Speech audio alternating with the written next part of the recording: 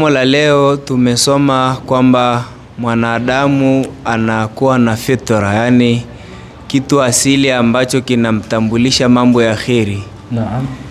Je, inakuwaje mtu anapozaliwa katika sehemu ambapo si rahisi kupata ujumbe wa Mwenyezi Mungu, kwa maana kupata habari za mitume, ikisha akaishi maisha yake tofauti kabisa ambayo hayana ujumbe wa Mwenyezi Mungu na kafa katika mazingira kama yale? Je, mtu yule ataendeshwa na ile fitra sawasawa na akatekeleza jukumu la Mwenyezi Mungu Subhanahu wa Ta'ala kwa sawasawa? Ahsanti, swali zuri, kwa maana kwamba mwanadamu anazaliwa na fitra. Je, mwanadamu aliyozaliwa mahala hakuna mitume, hakuna nabii, hakuna vitabu, akakulia katika mazingira yale, je, kitu gani kitamuongoza kujua haki na atahukumiwa vipi? Taban, ukisoma hadithi mbalimbali utaona kwamba akili imezungumzwa kwamba ni kipimo muhimu sana, na kuna uwiano mkubwa sana baina hivi vitu. Fitra ya mwanadamu inafanya kazi na akili ya mwanadamu, na vyote hivi vinakwenda sambamba. Hadithi inasema lillahi ala nasi hujjatani, Mwenyezi Mungu ana kwa wanadamu hoja mbili siku ya kiyama. Hujjatun dhahira, hoja ya wazi wazi, wa hujjatun batina, na hoja iliyojificha. Hujjatun dhahira, hoja iliyokuwa wazi wazi nini? Ni mitume na manabii, walikuja wazi wazi. Wale walikuja wakasema jambo hili linafaa, jambo hili halifai. Na hoja iliyojificha ni nini? Atakuhoji Mungu kwa akili yako. Kwa hiyo kuna watu wataambiwa alam yatikum rusulu rabbik, hawakujieni mitume? Ndio, lakini kuna wengine watahojiwa kwa akili zao kwamba bwana, wewe kwa akili yako hili jambo ndio kadhia mantikia. Mantiki inasemaje? Mambo ya kiakili hayana mjadala, ima nyeupe ima nyeusi, utahojiwa kwa hilo. Kwa hivyo binadamu atahukumiwa na Mwenyezi Mungu kwa sababu ndani kamwekea mtume animwelekeza katika mambo ya haki. Na ndio maana mitume wengi walipokelewa na baadhi ya watu kwa sababu walikuja na mambo ambayo yanakubalika.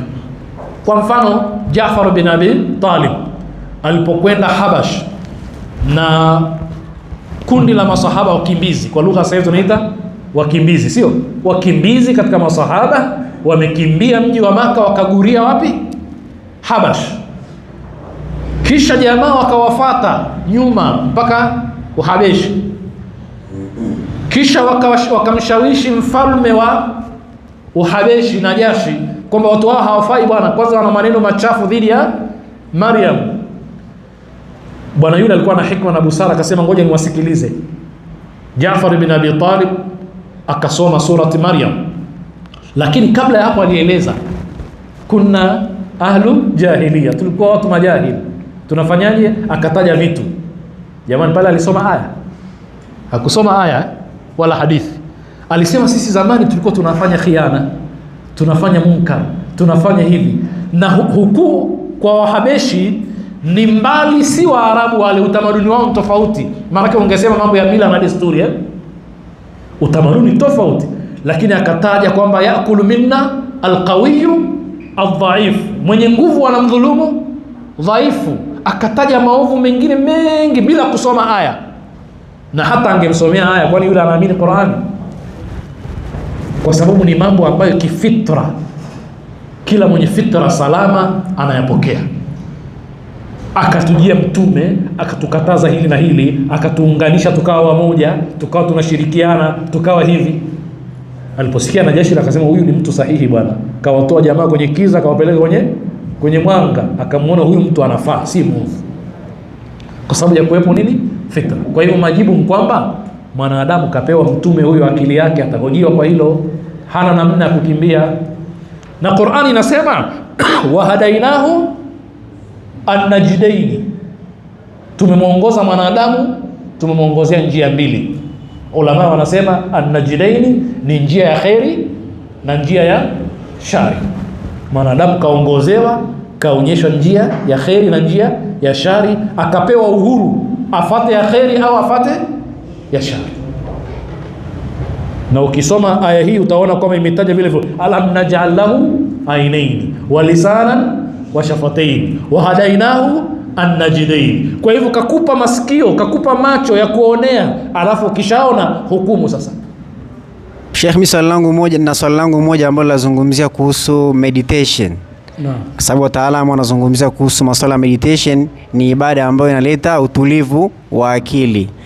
Sasa tukizungumzia katika upande wa dini, je, ili swali lipo sawa sawa? Asante. Shukran. Labda tufafanue kwa watu wengine meditation ni nini, ili ndo tujibu baada ya hapo. Meditation ni aina fulani ya utaratibu unaofuatwa duniani sasa hivi na baadhi ya watu kutafuta aina fulani ya kurelax, kupumzika, kusikia vizuri na kutibu baadhi ya maradhi ya kisaikolojia. Pigia mstari, kutibu baadhi ya maradhi ya kisaikolojia. Na kuna njia nyingi za kuyafanya, na watu wa maeneo ya Asia, hasa huko mashariki ya mbali, ni maarufu zaidi kwa utaratibu huu. Ni ibada au si ibada? Ni swala la mjadala, ni swala la mjadala. Niwapeni mfano wa moja katika utaratibu wa meditation. Moja katika namna zake ni kuzuia pumzi kisha ukaiachia taratibu. Mtu anafundishwa kwamba tatizo lako hili, ili ujitibu, ukiamka asubuhi mapema au kabla hujalala na ukiamka asubuhi mapema, kitu cha kwanza, kaa mahala kama dakika 10 mpaka 15, uvute pumzi mpaka mwisho kabisa. Ukishafikia mwisho, anza kuitoa taratibu. Na mara nyingine unafundishwa usifikirie chochote ila hilo tu, yaani usiwe na mawazo mengine ila hilo. Hii ni moja katika njia za kufanya meditation. Taban wao wenyewe unapanda daraja, ukitoka hatua hiyo unakwenda hatua nyingine nini, na watu wanakuwa waraibu. Mtu anaweza kujifungia ndani hata 1 hour anafanya tu hiyo, anasema nikitoka najisikia raha. Na mimi nasema hili jambo linahitaji tulielezee kidogo kwa sababu kuna watu ambao tulikuwa nao tukiswali hapo na hapa kidogo, sio wameacha madhhabi ya Ahlul Bait, wameacha na Uislamu, kwa kusema mimi nikiswali sisikii ile ladha kama nikifanya meditation. Tuko pamoja bwana? Kwa hivyo kama vile swala haina maana sana, haina tija. Sasa hivi kuna vitengo vingi hata hapa Arusha vya mafunzo ya meditation. Sasa inahusika nini na mambo ya energy? Ni swala linahitaji maelezo pia marefu.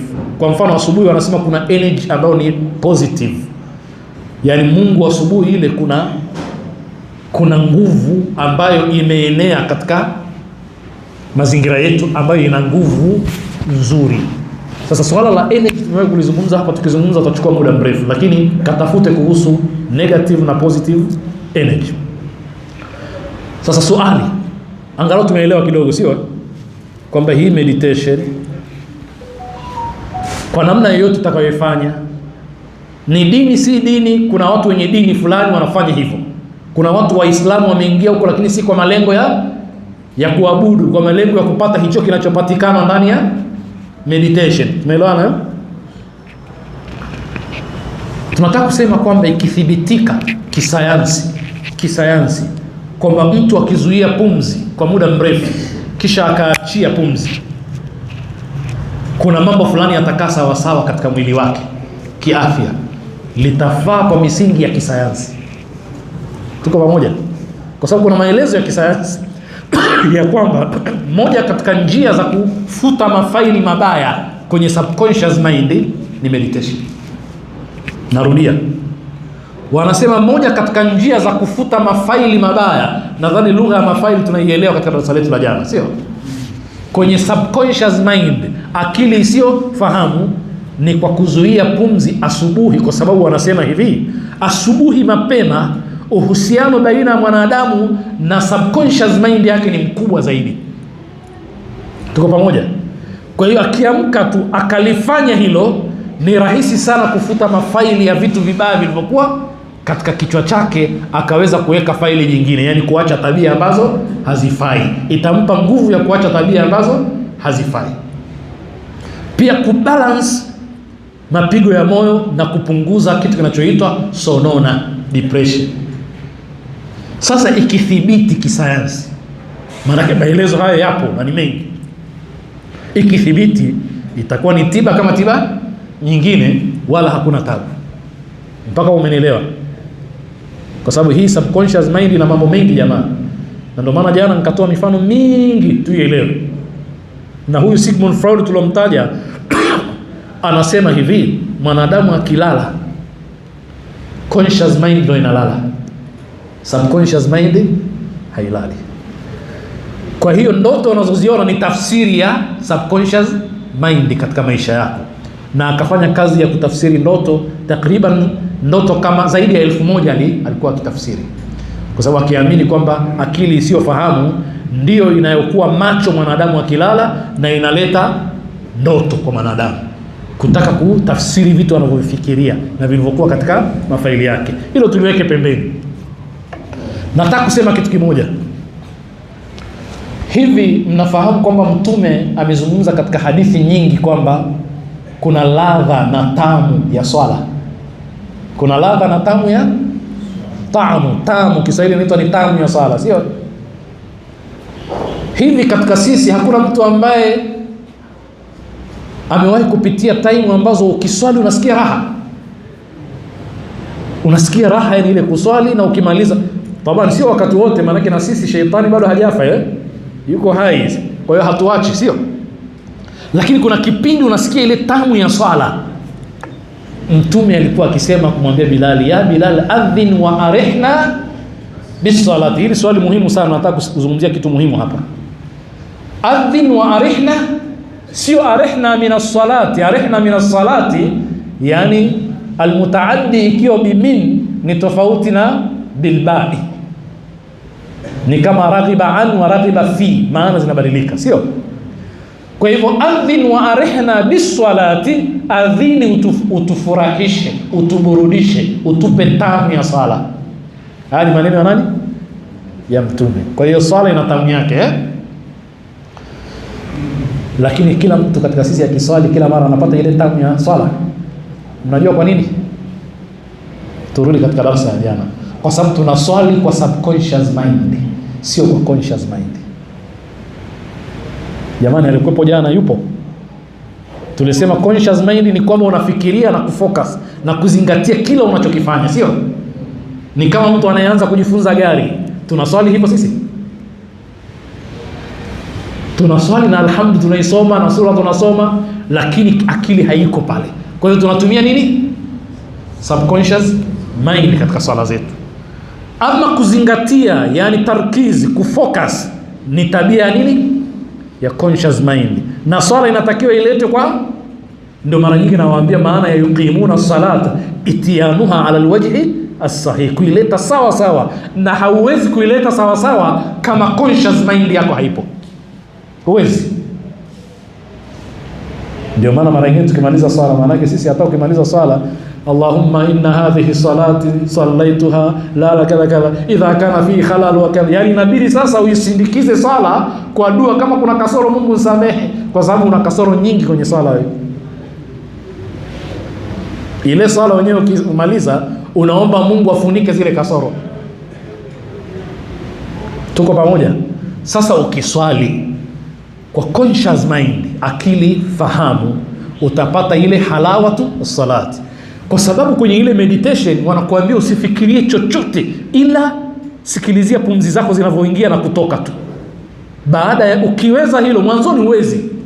Ukianza tu mwanzoni, dakika moja unajikuta ushaanza kufikiria chakula cha leo nini, ushaanza kufikiria mkeo au mpenzi wako, ushaanza kufikiria pesa yako uloporwa na jamaa, mawazo yanatoka, sio? Unajitahidi mpaka ifikie mahala dakika 10 mtu anaweza akawa anavuta pumzi na kuachia, lakini hafikiri kingine zaidi ya namna pumzi inavyotoka na kuingia. Hiyo inaitwa nini? Focus. Sasa kama umeshindwa kufanya focus kwenye swala, utaisingizia swala kwamba haikuathiri, au wewe mwenyewe ndio hujaiswali sawa sawa? wewe ndio hujaswali sawa sawa. Alafu ukienda kwenye meditation, yule mwalimu unamsikiliza vizuri, ama mwalimu ambaye ni mtume kwenye swala umsikilizi vizuri. Neno khashi'una limetajwa sana katika swala, kwamba lazima uwe khashi'. Khashi' ni mnyenyekevu anayefuatilia kila anachokisema, utapata ladha ya swala. Hebu jamani, tuanze leo kujaribu, alafu wale watakaopata ladha waje kutuambia mimi nishaipata. Jaribu wewe kwamba mawazo yako yawepo pale na uzingatie, alafu uone kama Mungu hatakuzawadia hiyo raha hiyo. Tumeelewana mpaka hapo? Wallahu a'lam. Kwamba kuna mwingiliano kati ya akili na fitra. Naam. Lakini hapa kwenye akili pia sasa naona kama akili wakati mwingine kama ni jambo la dharura, kwamba linaingia linatoka. Na hata Mtume alipokuwa anaambiwa kwamba fadhakir, wakumbusheni. Au kuna ile aya nyingine ambayo Mwenyezi Mungu anasema kwamba kwa nini mnaamrisha mema na mnakataza mabaya hali ya kuwa na nyinyi mna. Sasa wakati mwingine naona kama pia akili pia wakati mwingine ni kama dharura pia, kwamba wakati mwingine inakuwepo na wakati mwingine haipo. Na wakati mwingine hata sisi katika familia zetu labda watoto, jambo moja unaweza kumkumbusha mtoto mara moja, mara mbili, mara tatu na bado analitenda. Sasa kidogo nilikuwa nataka tupate hapo ufafanuzi. Kwanza nikubaliana na wewe kimsingi kwamba vyote tulivyovielezea vinaingiliana sana na vinafanya kazi kwa pamoja, na vingine utafiti haujaisha mpaka leo kuvijua hasa nini.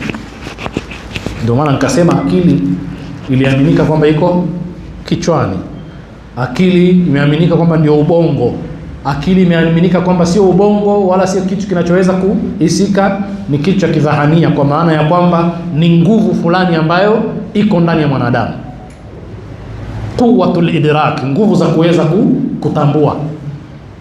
Kwa hivyo si kitu kinachohisika, ni kitu cha kidhahania. Na jana nikasema kwamba maelezo tulosema ya juu yanatosha, kwa sababu tuna focus katika vitu maalum. Tunataka tujue mambo ya malezi yanahusika maeneo gani, sio? Na nikasema kwamba hutohukumiwa kesho siku ya Kiyama kwa sababu kuna mawazo mengi kuhusu akili ni nini, alafu wewe hukujua kwa undani akili ni nini, ukaulizwa kwa nini hukujitahidi kuijua akili. Nadhani tumeelewana. Sasa nakubaliana na wewe kwamba vitu hivi vinaingiliana, lakini sikubaliani na wewe kwamba akili ni kitu cha dharura tu. Akili ni sehemu katika mwanadamu, inamuonyesha mambo sawa sawa, ila kuna wakati mtu anaipeleka akili yake likizo, anatumia matamanio yake, hisia zake, zile feelings zinatawala, akili inakuwa pembeni. Mimi nimetumia lugha ya kuipeleka likizo, alafu unatumia hisia kuliko akili wakati huo.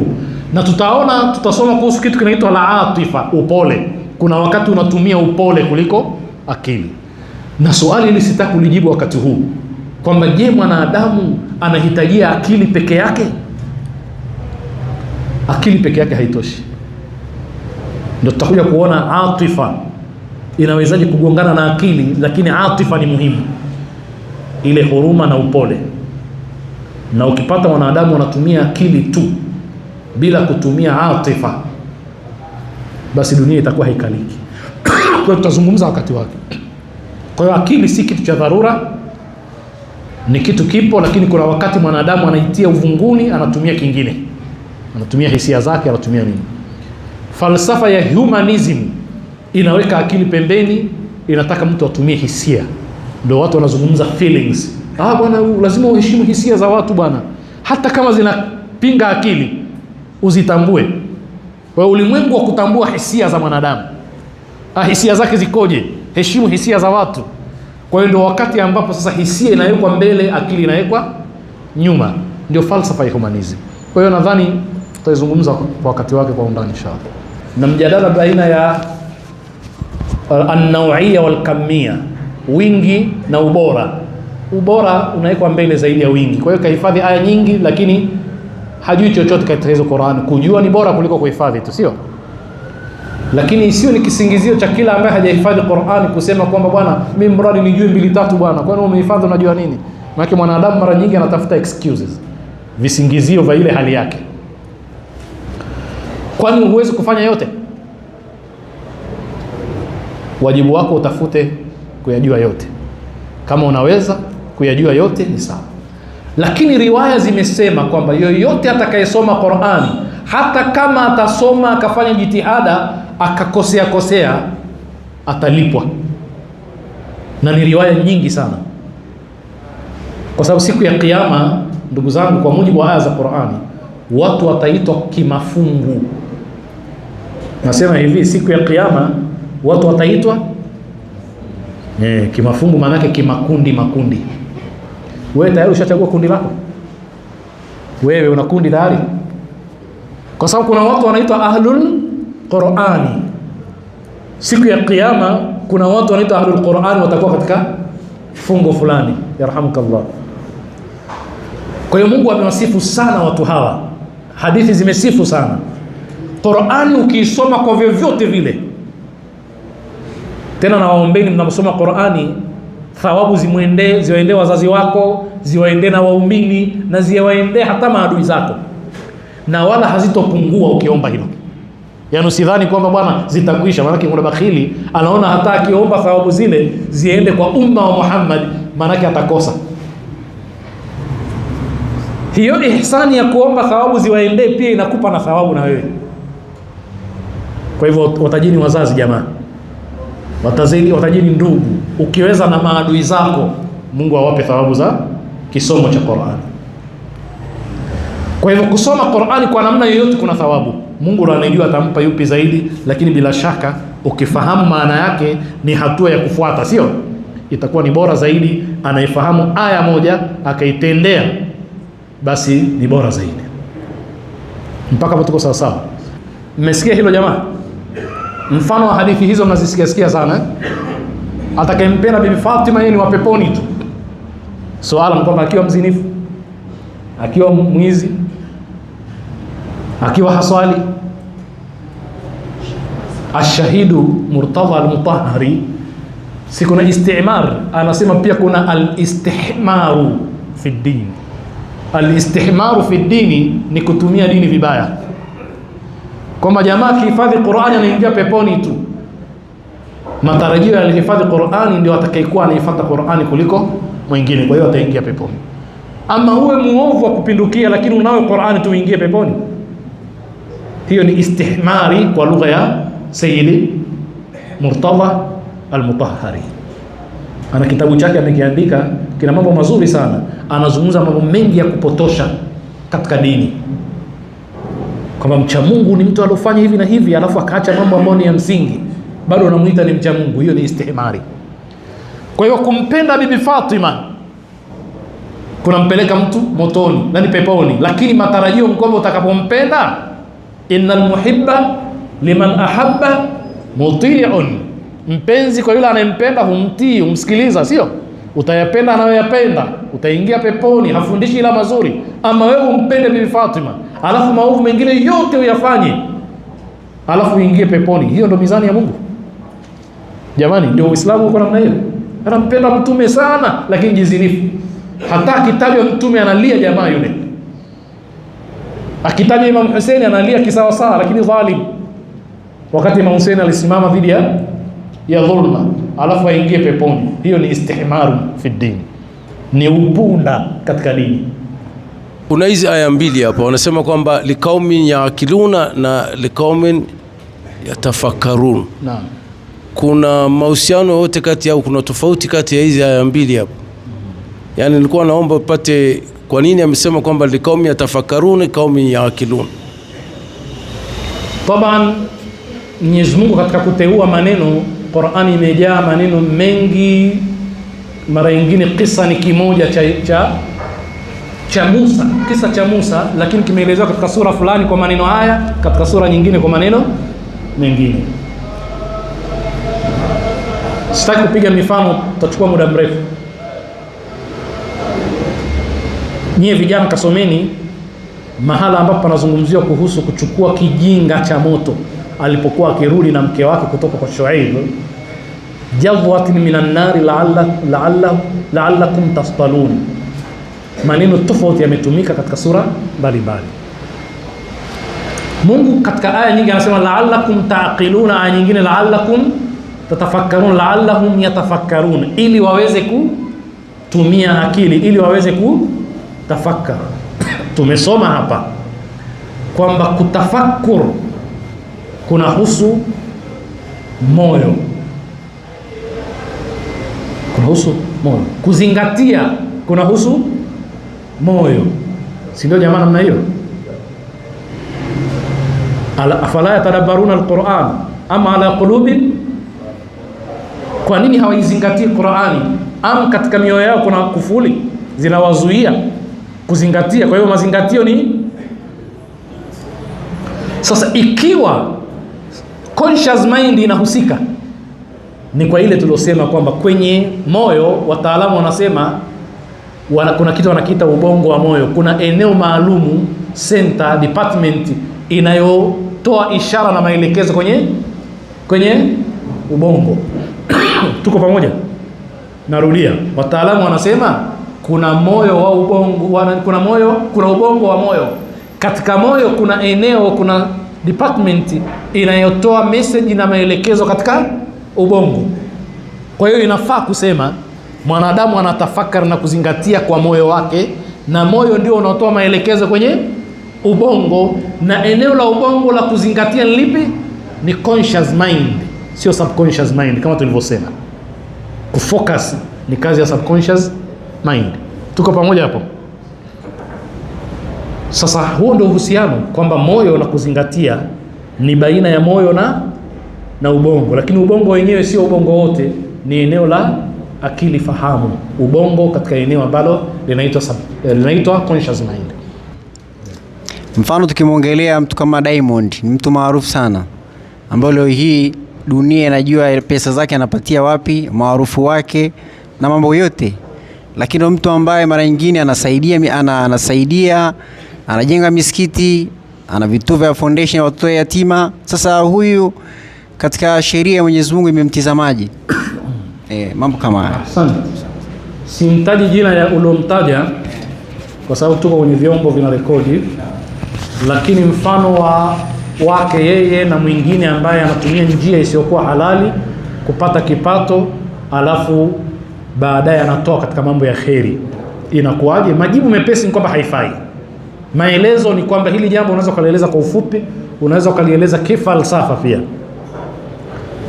Alghayatu tubarriru alwasila, aims justify the means. Hii ni falsafa ya Niccolo Machiavelli na wengine, kwa maana ya kwamba malengo ndio yanaamua njia gani upitie. Malengo yakiwa mazuri, usijali njia. Ndivyo makomunisti walivyofanya katika Bolshevik revolution kule Urusi, na ndivyo falsafa ya almanfaa utilitarianism inavyoamini. Kwa hiyo huko sitaki tuingie kwa sababu tutazungumza kwa kirefu, lakini tuzungumze tu katika hali ya kawaida. Uislamu unaamini kuhusu tuhurul wasilati wa tuhurul ghayati. Tuhurul wasilati wa tuhurul, utohara wa njia ya kupatia riziki na utohara wa malengo. Unapata kisha unatoa, sio? Yani huwezi kuiba mkate alafu kaenda kugaia watu silesi za mikate ile, alafu kasema nimepata thawabu, falahu ashru amthaliha. Ukipiga mahesabu, manjaa bisayiati fala yujza illa, ukifanya ovu moja bwana utalipwa moja, lakini jema utalipwa mara 10. Mimi nimefanya ovu la kuiba moja, alafu nimetoa sadaka, napata mangapi? 10. Na katika aya nyingine 700. Jamani, siku na aya inataja 700. Inasemaje? Mathalu alladhina yunfiquna fi sabilillahi kamathali habatin ambatat 7 sanabila fi kulli sumbulatin 100 habba yudhaifu Allahu liman yasha wallahu wasi'un alim. Kwamba anayetoa kwa ajili ya Mwenyezi Mungu ni sawasawa na mtu ambaye amepanda mbegu ikaotesha mashuke 7, katika kila moja kuna 100 habba, kwa hiyo zitakuwa 700. Mungu anamuongezea amtakaye. Mungu ni mpana wa kutoa na anajua wa kumpa. Sasa hiyo sio mantiki ya Kiislamu. Haijuzu kupata kwa njia haramu ukazitolea kwa njia ya halali. Tushajibu swali Tumejibu sio? Lakini naongeza hukumu ya ghasbi katika Uislamu. Mtu kaiba shati akaja kuswalia, swala yake sahihi? Sio kutoa tu ukafanyia ibada jana. Una koti lako pale bwana, pesa zake si halali, unakuja kuswalia wewe, kanzu yako, kikao chako, sheria inasemaje? Swala yako mbatil. Umeiba maji ukachukulia udhu ukaswali, swala yako si sahihi. Kwa hivyo jitihada zote za haramu ukija kuzitoa kwa ajili ya Mwenyezi Mungu, ile amali inakuwa sio sahihi, haikubaliki. Ndio maana katika sheria ya Kiislamu kuna khumsi. Miongoni mwa maeneo ya khumsi ni yapi? Ni mali ya halali iliyochanganyikana na haramu. Hujui kiwango cha haramu na kiwango cha halali. Ungekuwa unajua ungetoa kiwango cha haramu, lakini kwa kuwa haujui namna gani utatoharisha mali yako, kwa mfano uliomtaja na mfano wake, anazo za halali na haramu. Kweli si kweli? Akitubia kwamba mimi nataka sasa nitubu nirudi kwa Mungu, sasa anajiuliza hivi ya haramu kiasi gani hapa na halali hajui, anafanyaje? Anatoa khumsi, itakayobaki yote itakuwa imehalalishwa na Mwenyezi Mungu. 20% ya mali yake yote ataitoa. Ndio maana ya khumsi. Umeelewa? Hapo unashangaa.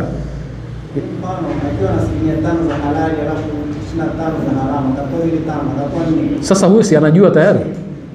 Huyo ana 20%, si anajua tayari? Akapeleke ile ya haramu airudishe. Tunamzungumzia asiyejua ya halali na ya haramu ni kiasi gani, atakusanya mali yake yote, ataitolea khumsi yake. Kama ana bilioni 40, ana bilioni 100, bilioni 20 hazimuhusu, zitakuwa za khumsi. Tumeelewana? Haya basi, tumemaliza darasa. Salawatu.